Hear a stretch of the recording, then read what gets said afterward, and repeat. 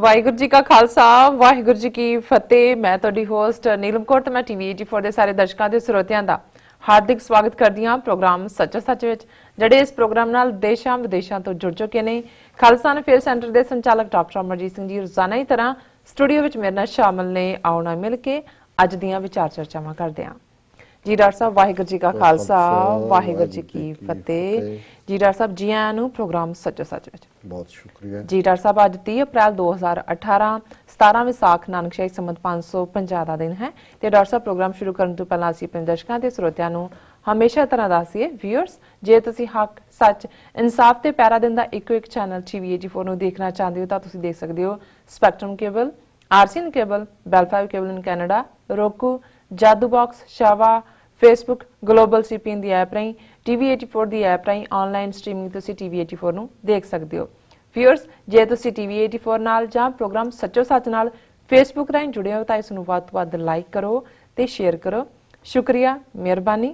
जी। Doctor साहब, जिस तरह कि असीं इस हफ्ते दा पहला प्रोग्राम करन जा रहे हां, हफ्ते दी शुरुआत है। जिस तरह कि वीकेंड आपां बिजी सी दोनों दिन ही, जिस तरह के मैनहट्टन विच सिख डे परेड कड्ढेगी। ਤੁਸੀਂ ਇੱਕੋ ਦਿਨ ਬਿਜ਼ੀ ਸੀ? ओके, मैं ਇੱਕੋ दिन बिजी सी। ਦੂਸਰੇ ਦਿਨ ठीक है। ਤੇ ਫਿਰ ਉਹ ਦੂਸਰੇ ਦਿਨ ਜਿਸ ਤਰ੍ਹਾਂ ਕਿ ਸੰਡੇ ਬੀਤੇ ਕੱਲ ਖਾਲਸਾ ਡੈਕਲੇਰੇਸ਼ਨ ਡੇ ਸੀ।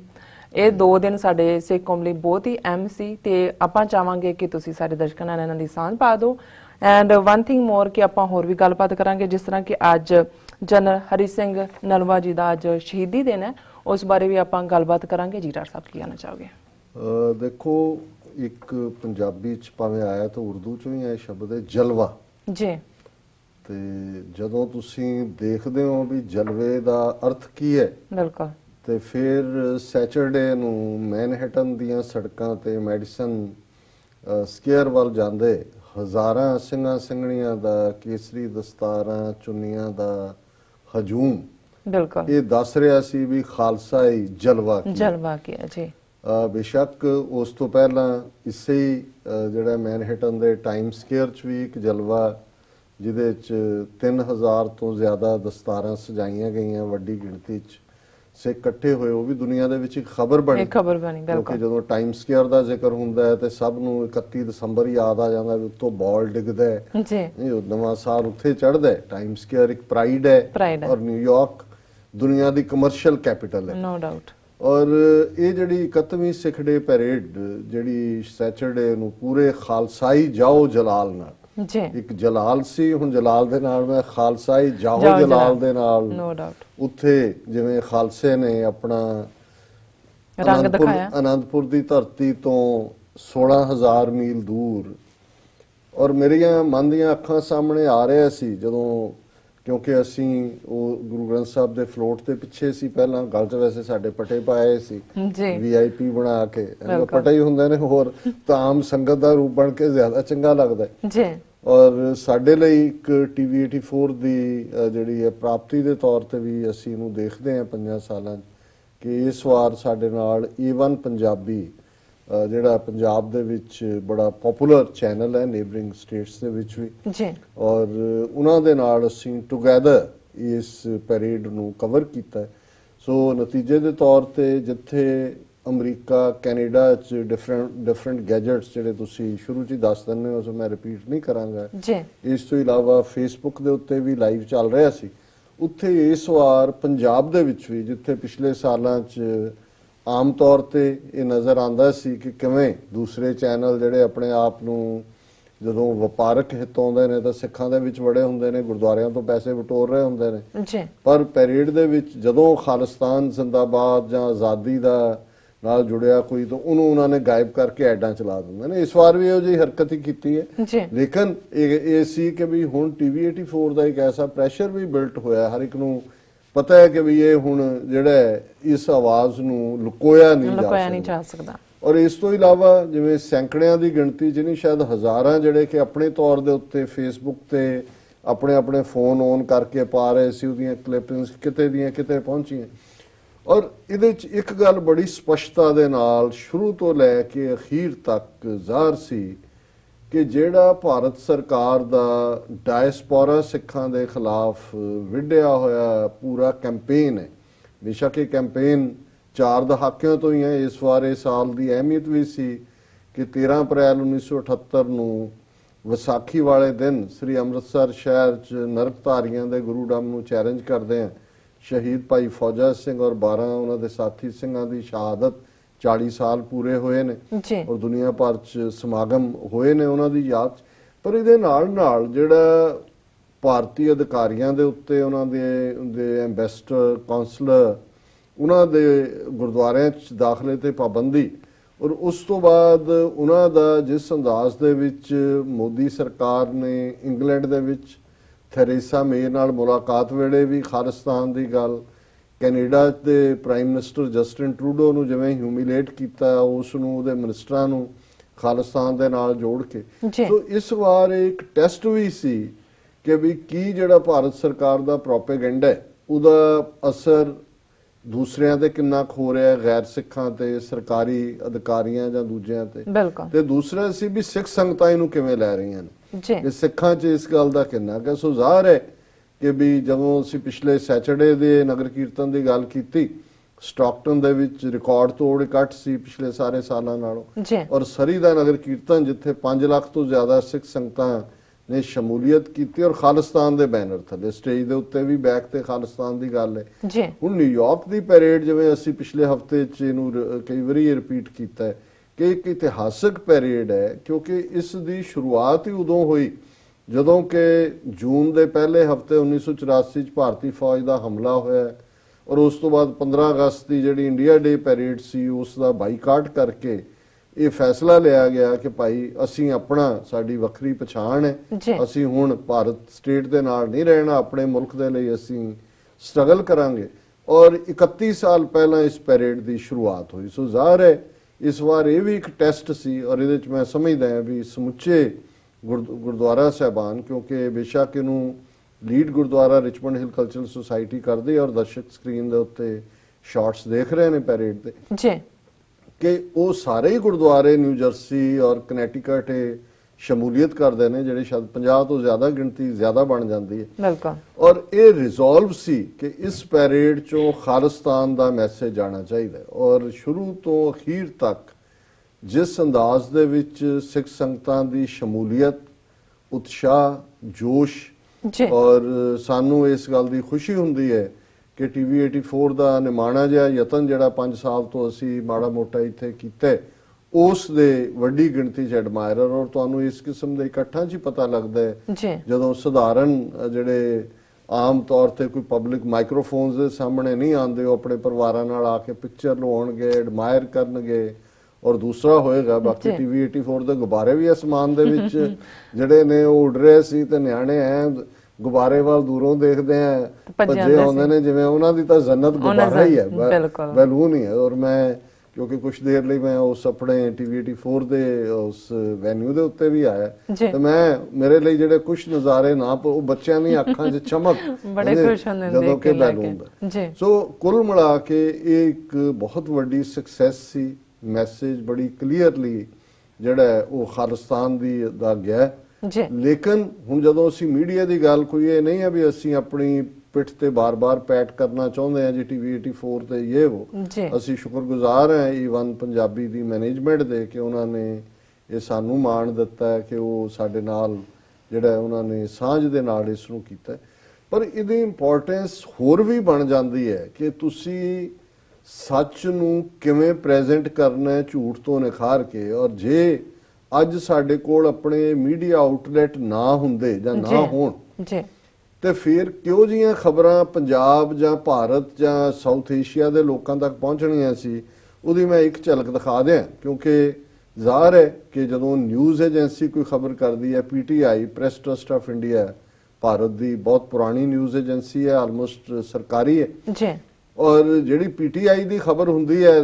ਆਮ ਜਿਵੇਂ ਨਿਊਜ਼ ਏਜੰਸੀਜ਼ ਦੀ ਹੁੰਦੀ ਹੈ ਇੰਟਰਨੈਸ਼ਨਲੀ, ਅਸੀਂ ਐਸੋਸੀਏਟਡ ਪ੍ਰੈਸ ਦੇਖਦੇ ਹਾਂ ਜਾਂ ਰਾਇਟਰ ਦੇਖਦੇ ਹਾਂ ਜਾਂ ਏਜੰਸੀ ਫ੍ਰੈਂਚ ਪ੍ਰੈਸ AFP ਦੇਖਦੇ ਹਾਂ,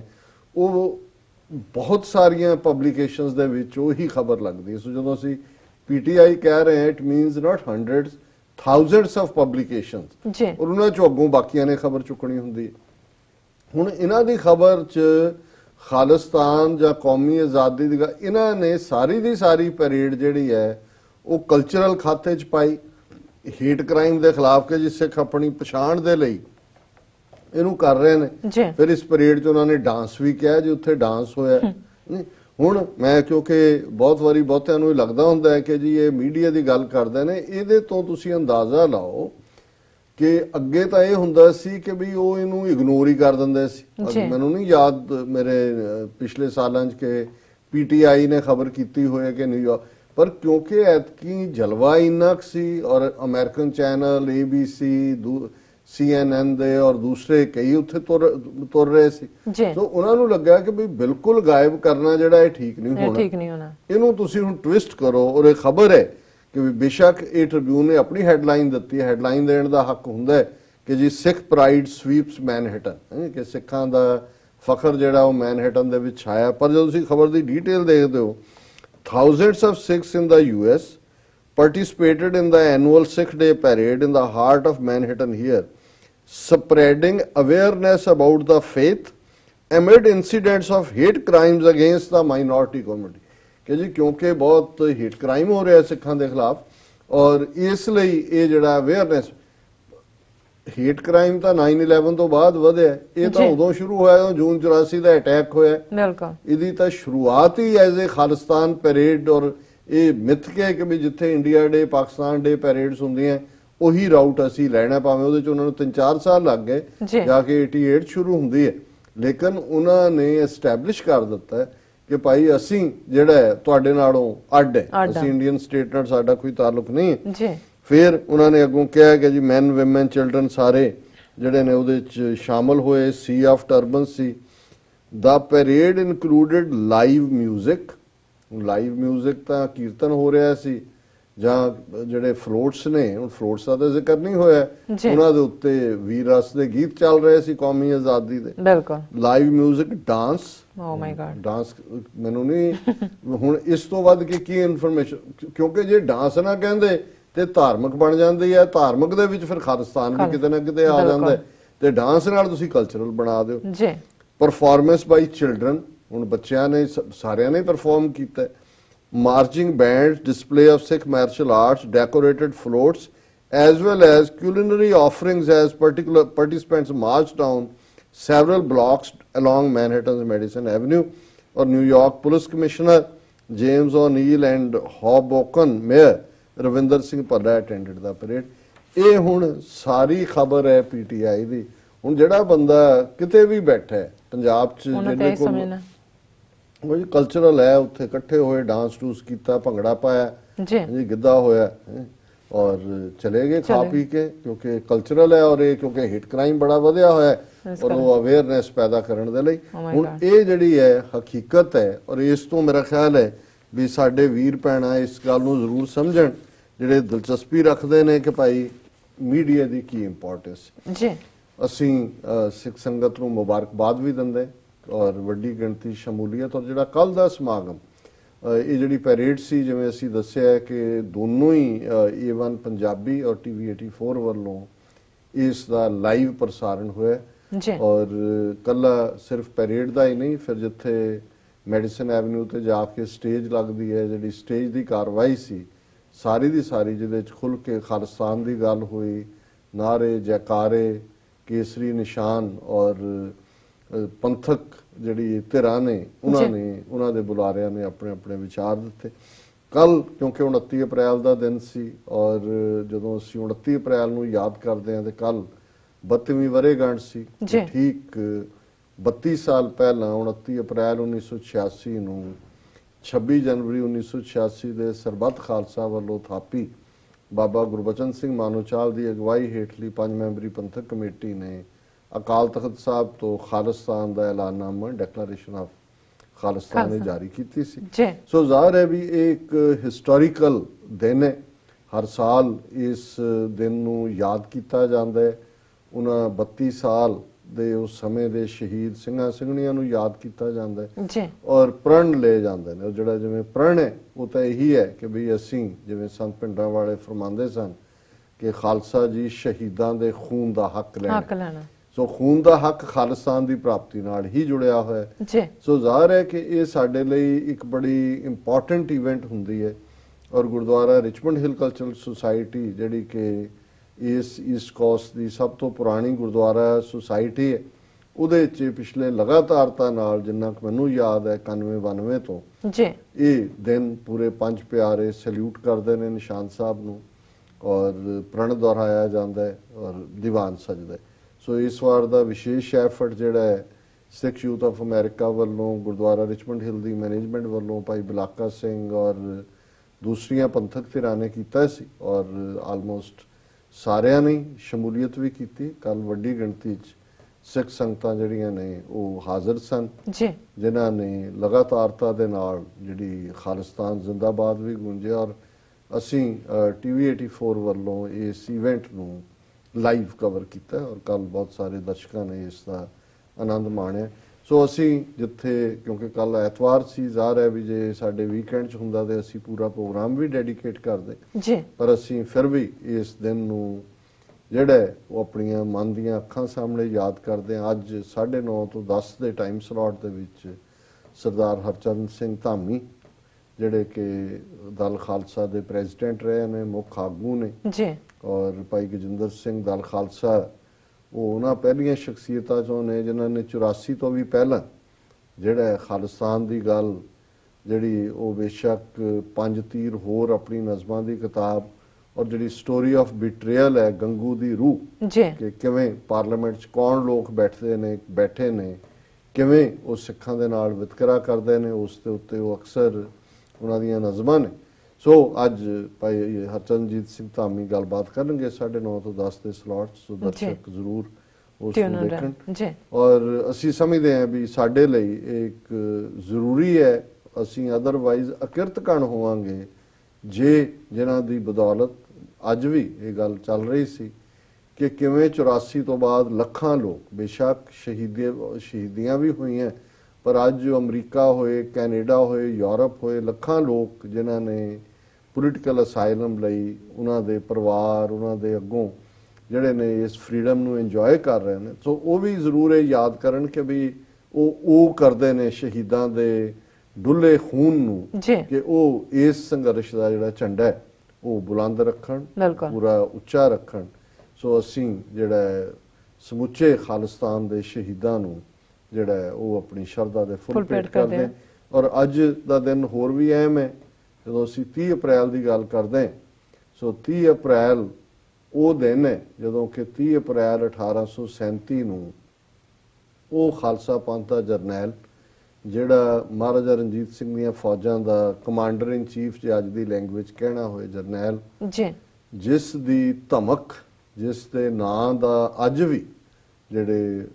ਪਖਤੂਨ ਜ਼ਬਾਨ ਵਾਲੇ ਉਹ ਸਾਰੇ ਇਲਾਕੇ ਨੇ, ਏਜੰਸੀ ਏਰੀਆ ਜਿਹਨੂੰ ਕਹਿੰਦੇ ਨੇ, ਅੱਜ ਵੀ ਉਸ ਹਰੀ ਸਿੰਘ ਨਲਵੇ ਨੂੰ ਯਾਦ ਕੀਤਾ ਜਾਂਦਾ ਹੈ। ਔਰ ਉਹ ਜਰਨੈਲ ਜਿਹਨੇ ਪਹਿਲੀ ਵਾਰ ਜਿਹੜਾ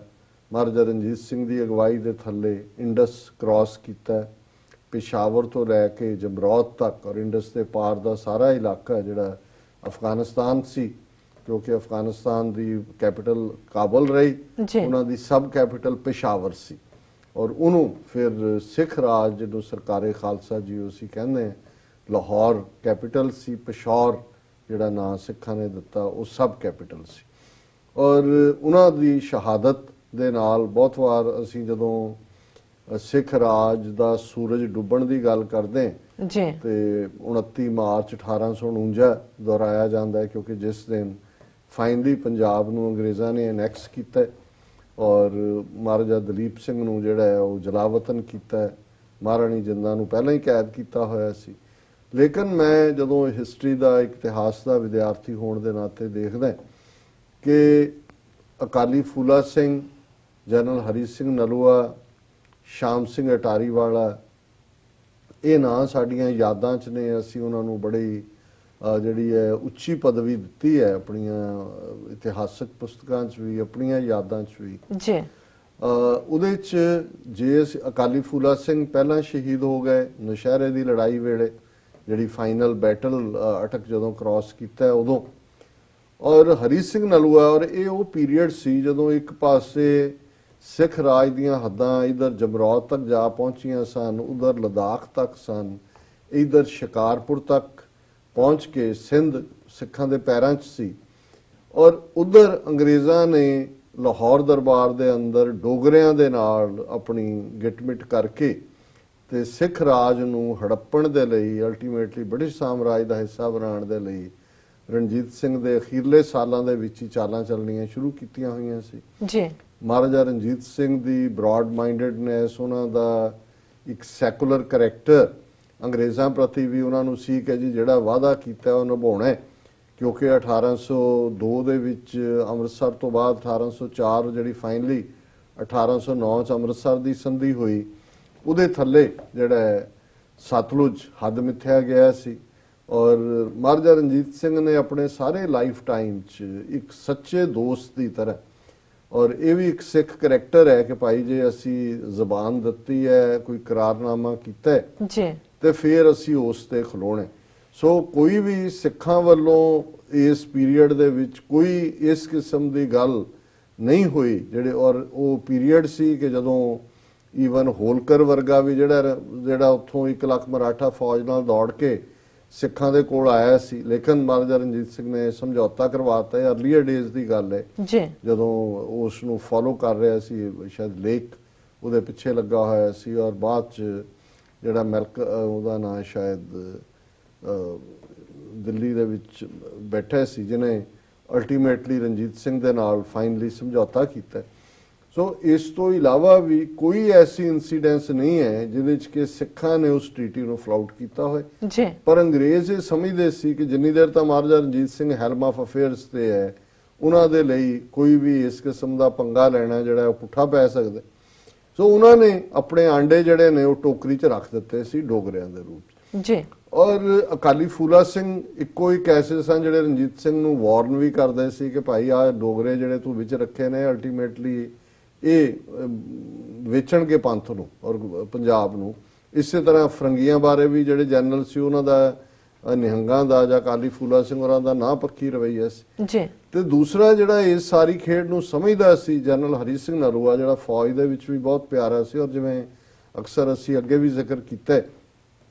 7 ਸਾਲ ਦੀ ਉਮਰ 'ਚ ਉਹਨਾਂ ਦੇ ਪਿਤਾ ਜੀ ਚੜ੍ਹਾਈ ਕਰ ਜਾਂਦੇ ਨੇ ਔਰ ਹਰੀ ਸਿੰਘ ਨਲੂਆ ਕੋਈ ਪਹਿਲੀ ਜਨਰੇਸ਼ਨ ਬਹਾਦਰ ਨਹੀਂ ਸੀ। ਉਹਨਾਂ ਦੇ ਦਾਦਾ ਹਰਦਾਸ ਸਿੰਘ ਜਿਹੜੇ ਕਿ ਬਹੁਤ ਬਹਾਦਰ ਯੋਧੇ ਸੀ, ਪਿੱਛੋਂ ਵੀ ਇਹਨਾਂ ਦਾ ਸਬੰਧ ਉਸੇ ਹੀ ਮਹਾਰਾਜਾ ਰਣਜੀਤ ਸਿੰਘ ਦੇ ਖਾਨਦਾਨ ਜਿੱਥੋਂ ਕਿ ਸ਼ੁਕਰ ਚੱਕੀਆ ਮਿਸਲ ਦੀ ਸ਼ੁਰੂਆਤ ਹੁੰਦੀ ਹੈ ਉਹਨਾਂ ਦੇ ਨਾਲ ਹੁੰਦਾ। ਸੋ ਹਰਦਾਸ ਸਿੰਘ 1762 ਦੇ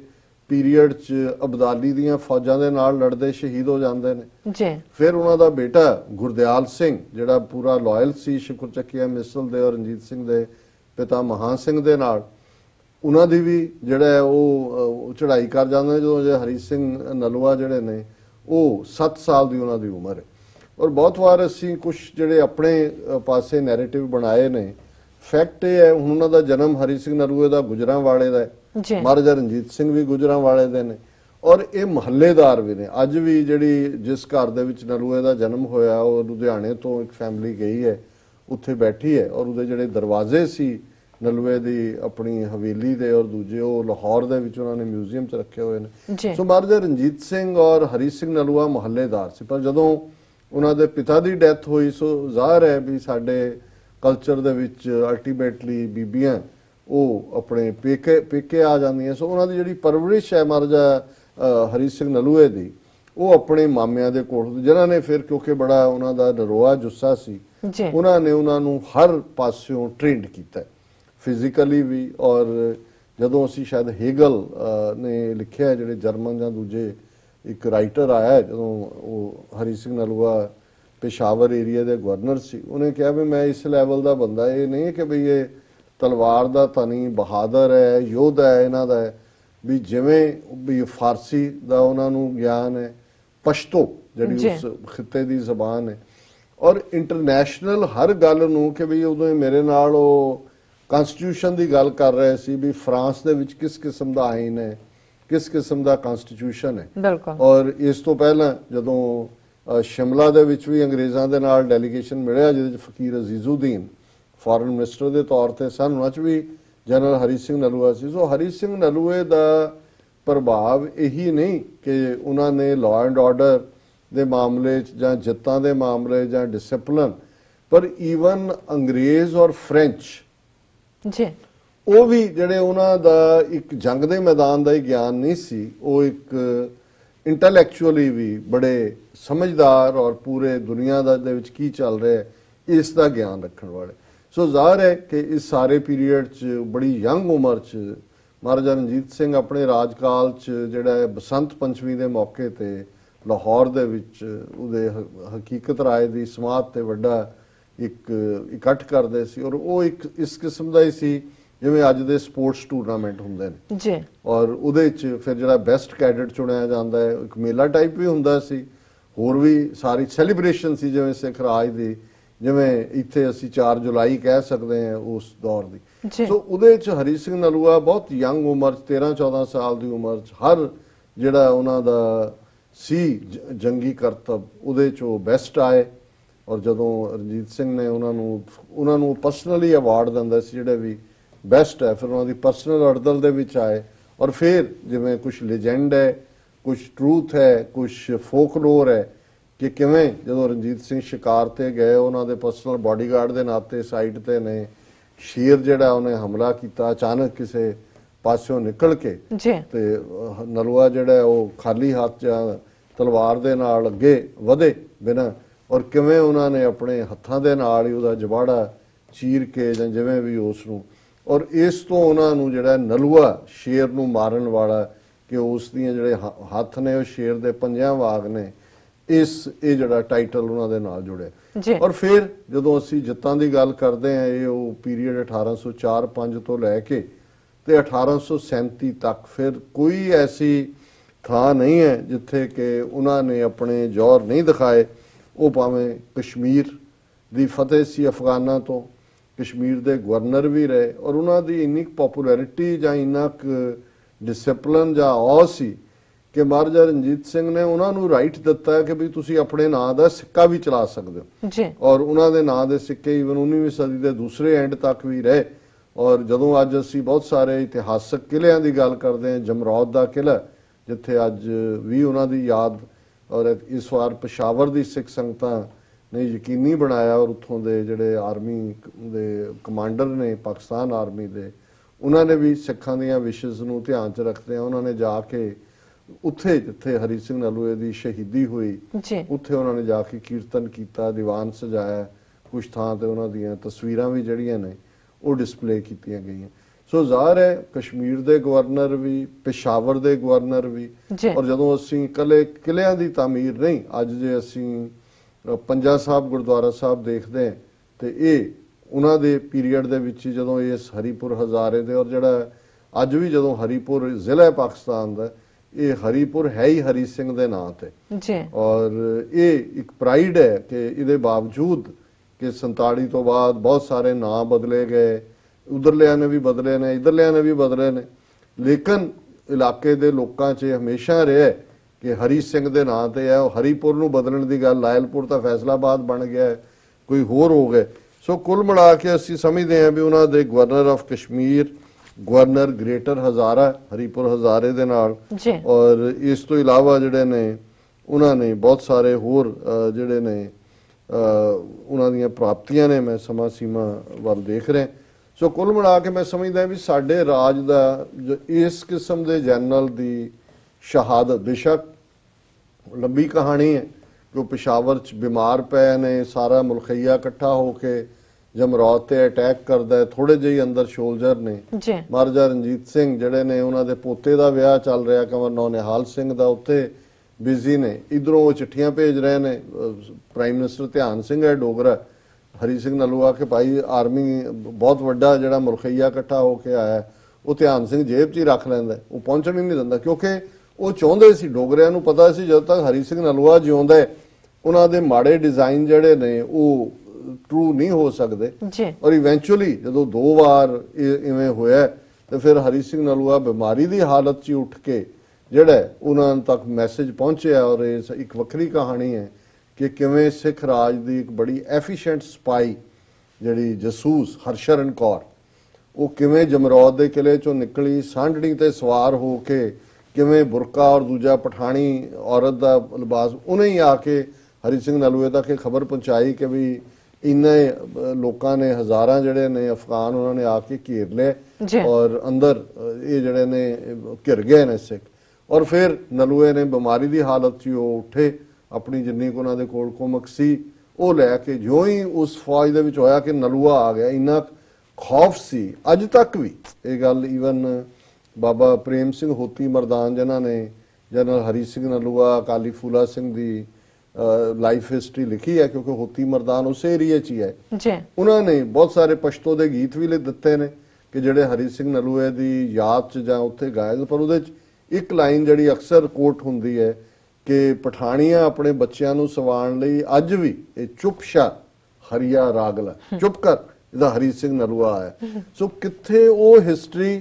ਕਿ ਉੱਥੋਂ ਜਿਹੜਾ ਮਰਜ਼ੀ 1000 2000 ਚਰਵਾਏ ਇਕੱਠੇ ਕਰਕੇ ਆ ਜਿਹੜੀ ਦਰਾ ਖੈਬਰ ਕ੍ਰਾਸ ਕਰਦਾ ਸੀ, ਇਧਰ ਲੁੱਟ ਕੇ ਲਾਲਾ ਲਾਲਾ ਕਰਦੇ ਇੱਕ ਸਿਰੇ ਤੱਕ ਚਲੇ ਗਏ। ਔਰ ਸੂਫੀ ਫਕੀਰ ਸਾਈਂ ਬੁੱਲੇ ਸ਼ਾਹ ਵੀ ਕਹਿੰਦੇ ਨੇ ਖਾਦਾ ਪੀਤਾ ਲਾਏ ਦਾ ਰਹਿੰਦਾ ਅਹਿਮਦ ਸ਼ਾਹ ਦਾ, ਖਾ ਪੀ ਲੋ ਲੈ ਜਾਣੇ। ਤੇ ਕਿੱਥੇ ਹਿਸਟਰੀ ਦਾ ਉਹ ਕੋਰਸ ਬਦਲ ਦਿੱਤਾ ਇਸ ਜਰਨੈਲ ਨੇ ਕਿ ਉਹ ਆਪਣੇ ਬੱਚਿਆਂ ਨੂੰ ਜਿਹੜਾ ਉਹ ਸਵਾ ਰਹੀਆਂ ਨੇ ਚੁੱਪਸ਼ਾ। ਖੌਫ ਹੀ ਹੁੰਦਾ ਅਲਟੀਮੇਟਲੀ, ਹੋਰ ਹਕੂਮਤ ਕੀ ਹੁੰਦੀ ਹੈ। ਜਾਂ ਕਿਸੇ ਦੇ ਉੱਤੇ ਜਦੋਂ ਤੁਹਾਡਾ ਰੋਹ ਪੈਂਦਾ, ਕਿੱਥੇ ਸਾਡੇ ਤੇ ਉਹਨਾਂ ਦਾ ਰੋਬ ਸੀ। ਸਾਡੇ ਪੰਜਾਬ 'ਚ ਵੀ ਕਈ ਵਾਰੀ ਉਹ ਕਹਿੰਦੇ ਸੀ ਜੋ ਕੋਈ ਕਰੇ ਕਹਾਂ ਤੂੰ ਕਿਹੜਾ ਪਠਾਨ ਲੱਗਾ ਉੱਤੇ। ਜ਼ਾਹਿਰ ਹੈ ਵੀ ਉਹਨਾਂ ਦਾ ਪਠਾਣਾ ਦਾ ਰਾਜ 300-400 ਸਾਲ ਰਿਹਾ। ਉਹਨਾਂ ਦੇ ਮੁਗਲਾਂ ਦੇ ਪਠਾਣਾ ਦੇ ਆਪਣੇ ਕਰੈਕਟਰ ਨੇ। ਔਰ ਮੈਂ ਸਮਝਦਾ ਵੀ ਸਭ ਦੇ ਬਾਵਜੂਦ ਜਿੰਨਾ ਰਿਸਪੈਕਟ, ਜਿਵੇਂ ਮੈਂ ਪਾਕਿਸਤਾਨੀਆਂ ਦੀ ਪਠਾਨ ਵੀ ਸਰਦਾਰ ਬਹਾਦਰ ਕਹਿਣਗੇ ਜਾਂ ਸਰਦਾਰ ਜੀ, ਔਰ ਜਿਹੜੇ ਸਿੱਖ ਨੇ ਅਫਗਾਨਿਸਤਾਨ 'ਚ ਲੰਬਾ ਵਕਤ, ਹੁਣ ਥੋੜਾ ਮਾਹੌਲ ਬਦਲਿਆ, ਕਬੀਲੇ ਦੇ ਤੌਰ ਤੇ ਰਹਿੰਦੇ ਰਹੇ ਨੇ, ਕਿਉਂਕਿ ਇੱਕ ਬਹਾਦਰ ਆਦਮੀ ਹੀ ਬਹਾਦਰ ਆਦਮੀ ਦਾ ਜਿਹੜੀ ਹੈ ਉਹ ਇੱਜ਼ਤ ਕਰਦਾ। ਜਿਨ੍ਹਾਂ ਦੇ ਹੱਥ ਹੁਣ ਪਾਵਰ ਹੈ, ਦਿੱਲੀ ਤੇ ਬੈਠੇ ਨੇ, 1000 ਸਾਲ ਦੀ ਗੁਲਾਮੀ, ਕਾਵਰਡਲੀ ਕਰੈਕਟਰ, ਇਹਨਾਂ ਨੂੰ ਸ਼ਿਵਲਰੀ ਦਾ ਕੀ ਪਤਾ। ਇਹ ਤਾਂ ਜਿਹੜੇ ਸਿੱਖ ਸੈੱਟ ਸੀ, ਨਗੀਨਾ ਸੀ, ਜਿਹੜੇ ਹੀਰਾ ਸੀ ਇਹਨਾਂ ਦੇ, ਜਿਹਨੂੰ ਇਹ ਜਗ੍ਹਾ ਬਣਾ ਸਕਦੇ ਸੀ ਆਪਣੇ ਤਾਜ ਦਾ, ਕਿਵੇਂ ਉਹਨਾਂ ਦੇ ਜਿਹੜਾ ਉਹਨਾਂ ਨੂੰ ਦੁਸ਼ਮਣ ਐਲਾਨ ਕੇ ਉਹਨਾਂ ਦੀ ਜਿਹੜੀ ਹੈ ਨਾਮੋ ਨਿਸ਼ਾਨ ਮਿਟਾਉਣ ਲਈ ਤੁਰੇ। ਸੋ ਅਸੀਂ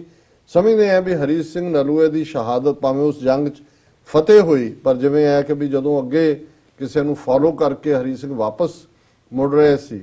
ਤੇ ਫਿਰ ਕਿਸੇ, ਕਿਉਂਕਿ ਉਹ ਪਹਾੜੀ ਇਲਾਕਾ ਹੈ, ਚਟਾਨਾਂ ਨੇ, ਉਹਦੀ ਕਿਸੇ ਕੁੰਦਰ ਦੇ ਵਿੱਚ ਛੁਪ ਪਏ, ਕਿਸੇ ਨੇ ਗੋਲੀ ਮਾਰੀ ਜਿਹੜੀ ਉਹਨਾਂ ਦੇ ਲੱਗੀ ਆ ਕੇ ਲਗਾਤਾਰਤਾ ਨਾਲ ਕਾਰਬਾਈਨ ਚੋਂ ਉਹਨਾਂ ਨੇ ਉਹਨੂੰ ਜਾ ਕੇ ਮਾਰ ਦਿੱਤਾ। ਪਰ ਉਹ ਜ਼ਖਮੀ ਹਾਲਤ 'ਚ ਕਿਲੇ 'ਚ ਆਏ। ਪਰ ਉਹਨਾਂ ਨੇ ਐਲਾਨ ਕਰ, ਉਹਨਾਂ ਨੇ ਕਿਹਾ ਜੀ ਇੱਧਰ ਹੀ ਬਿਠਾ ਦਿਓ ਮੈਨੂੰ, ਇਹ ਖਬਰ ਨਾ ਪਹੁੰਚੇ ਕਿ ਵੀ ਮੇਰੀ ਸ਼ਹਾਦਤ ਹੋਣ ਲੱਗੀ ਹੈ, ਇਹ ਤਾਂ ਜਿਹੜੇ ਗਏ ਨੇ ਉਹ ਵਾਪਸ ਆ ਜਾਣਗੇ। ਸੋ ਉਹ ਲਾਸਟ ਲੜਾਈ ਉੱਥੇ ਹੋਈ। ਉਸ ਤੋਂ ਬਾਅਦ ਉਹਨਾਂ ਨੇ ਕਦੇ ਡੇਅਰ ਨਹੀਂ ਕੀਤਾ ਅਟੈਕ ਕਰਨ ਦਾ, ਪਰ ਉੱਥੇ ਹੀ ਜਮਰੌਦ ਦੇ ਕਿਲੇ 'ਚ। ਔਰ ਇਹ ਸ਼ਾਇਦ ਜਿਹੜੀ ਮੈਂ ਸਮਝਦਾ ਵੀ ਇੱਕ ਯੋਧੇ ਦੀ ਚਾਹਨਾ ਵੀ ਹੁੰਦੀ ਹੈ, ਜਿਵੇਂ ਅਸੀਂ ਪੜ੍ਹਦੇ ਹਾਂ, ਸ਼ਸਤਰਨ ਸਿਉ ਅਤ ਹੀ ਰਣ ਭੀਤਰ ਜੂਝ ਮਰੋਂ ਤੋ ਸਾਚ ਭਤੀਜੇ, ਕਿ ਮੈਂ ਸ਼ਸਤਰਾਂ ਦੇ ਨਾਲ ਜੂਝ ਕੇ ਜੰਗ ਦੇ ਮੈਦਾਨ 'ਚ ਮਰਾਂ। So basically Hari Singh Nalwa thorough ਸਿੱਖ, ਉੱਚੇ ਇਖਲਾਕ ਦਾ, ਕਰੈਕਟਰ ਦਾ। ਔਰ ਜਦੋਂ ਈਵਨ ਜਿਹੜੇ ਪਸ਼ਤੋ ਦੇ ਵਿੱਚ ਬਹੁਤ ਸਾਰੀਆਂ ਕਹਾਣੀਆਂ ਨੇ ਕਿ ਕਿਵੇਂ ਜੇ ਕਿਸੇ ਨੇ ਉਹਨਾਂ ਨੂੰ ਇਖਲਾਕ ਤੋਂ ਡਿੱਗਣ ਦੀ ਵੀ ਕੋਸ਼ਿਸ਼ ਕੀਤੀ ਤੇ ਉਹਨਾਂ ਨੇ ਕਿਹਾ ਵੀ ਨਹੀਂ ਤੂੰ ਮੇਰੀ ਭੈਣ ਹੈ। ਔਰ ਇਹ ਪਠਾਨ ਕਰੈਕਟਰਸ ਦੇ ਨਾਲ ਜੁੜ ਕੇ ਸਪਾਈਸ ਜਦੋਂ ਹੁੰਦੇ ਨੇ, ਜਾਂ ਅੱਜ ਜਿਹਨੂੰ ਹਨੀ ਟ੍ਰੈਪ ਕਹਿੰਦੇ ਨੇ, ਲੇਕਿਨ ਉਹਨਾਂ ਨੇ ਆਪਣਾ ਸਿੱਖੀ ਸਿਦਕ ਵੀ ਨਿਭਾਇਆ, ਆਪਣਾ ਉਹ ਸਾਰਾ ਜਿਹੜਾ ਉਹਨਾਂ ਦਾ। ਔਰ ਜਿਸ ਖਿੱਤੇ 'ਚ ਅੱਜ ਅਸੀਂ ਪਿਛਲੇ 30-40 ਸਾਲ 'ਚ ਦੇਖਿਆ ਸੋਵੀਅਤ ਯੂਨੀਅਨ ਫੇਲ ਹੋਈ, ਅਮਰੀਕਾ ਦੀਆਂ ਨੈਟੋ ਫੋਰਸਿਸ ਫੇਲ ਹੋਈਆਂ, ਉਸ ਇਲਾਕੇ 'ਚ ਅਮਨ ਅਮਾਨ ਕਾਇਮ ਰੱਖਣਾ ਇਹ ਸਿਰਫ ਤੇ ਸਿਰਫ ਹਰੀ ਸਿੰਘ ਨਲੂਏ ਦੀ ਬਦੌਲਤ ਹੀ ਸੀ। ਸੋ ਅਸੀਂ ਇਹ ਜਿਹੜਾ ਅੱਜ ਦਾ ਪ੍ਰੋਗਰਾਮ ਹੈ ਇਹ ਜਨਰਲ ਹਰੀ ਸਿੰਘ ਨਲੂਆ ਔਰ ਖਾਲਿਸਤਾਨ ਐਲਾਨ ਦਿਵਸ 29 ਅਪ੍ਰੈਲ ਨੂੰ ਸਮਰਪਿਤ ਕਰਦੇ ਹਾਂ। ਜੀ ਰਾਜ ਸਾਹਿਬ ਤੁਹਾਡਾ ਬਹੁਤ ਬਹੁਤ ਸ਼ੁਕਰੀਆ ਸਭ ਜਾਣਕਾਰੀ ਦੇਣ ਲਈ। ਇੱਥੇ ਲੈਣੇ ਬ੍ਰੇਕ ਤੋਂ ਪਹਿਲਾਂ ਅਸੀਂ ਆਪਣੇ ਦਰਸ਼ਕਾਂ ਤੇ ਸਰੋਤਿਆਂ ਨੂੰ ਅਪੀਲ ਤੇ ਬੇਨਤੀ ਕਰਦੀ ਹੈ ਵੀਅਰਸ, ਜਿਸ ਤਰ੍ਹਾਂ ਕਿ ਤੁਸੀਂ ਜਾਣਦੇ ਹੋ ਕਿ ਟੀਵੀ 84 ਇੱਕ ਪੰਥਕ ਚੈਨਲ ਹੈ। ਟੀਵੀ 84 ਸਿੱਖਾਂ, ਕਸ਼ਮੀਰੀਆਂ ਅਤੇ ਭਾਰਤ ਦੀਆਂ ਨਾਰਥ ਈਸਟ ਸਟੇਟਾਂ ਦੇ ਲੋਕਾਂ ਦੇ ਸਵੈ ਨਿਰਣੇ ਦੇ ਹੱਕਾਂ ਦਾ ਹਾਮੀ ਹੈ। ਅਸੀਂ ਚਾਹਾਂਗੇ ਕਿ ਤੁਸੀਂ ਟੀਵੀ 84 ਦੀ ਵੱਧ ਤੋਂ ਵੱਧ ਮਾਈਕ ਸਹਾਇਤਾ ਕਰੋ। ਤੁਸੀਂ ਆਪਣੀ ਮਾਈਕ ਸਹਾਇਤਾ ਸਾਡੀ ਵੈਬਸਾਈਟ tv84.tv ਤੇ ਜਾ ਕੇ ਪੇਪਲ ਦੀ ਵਰਤੋਂ ਕਰਕੇ ਵਨ ਟਾਈਮ ਡੋਨੇਟ ਕਰ ਸਕਦੇ ਹੋ, ਮੰਥਲੀ ਡੋਨੇਟ ਵੀ ਕਰ ਸਕਦੇ ਹੋ। ਤੁਸੀਂ ਟੀਵੀ 84 ਦੇ ਨਾਮ ਤੇ ਚੈੱਕ ਬਣਾ ਕੇ ਸਾਨੂੰ ਮੇਲ ਵੀ ਕਰ ਸਕਦੇ ਹੋ। 36-01 37th ਐਵਨਿਊ ਲੌਂਗ ਆਈਲੈਂਡ ਸਿਟੀ, ਨਿਊਯਾਰਕ 11101 USA, ਜਾਂ ਫਿਰ ਤੁਸੀਂ ਫੋਨ ਰਾਹੀਂ ਵੀ ਸੰਪਰਕ ਕਰ ਸਕਦੇ ਹੋ 5164060694। ਵਿਊਅਰਸ ਤੁਸੀਂ ਕਿਤੇ ਨਹੀਂ ਜਾਣਾ, ਮਿਲਦੇ ਹਾਂ ਆਫਟਰ ਦਿਸ ਸ਼ਾਰਟ ਬ੍ਰੇਕ।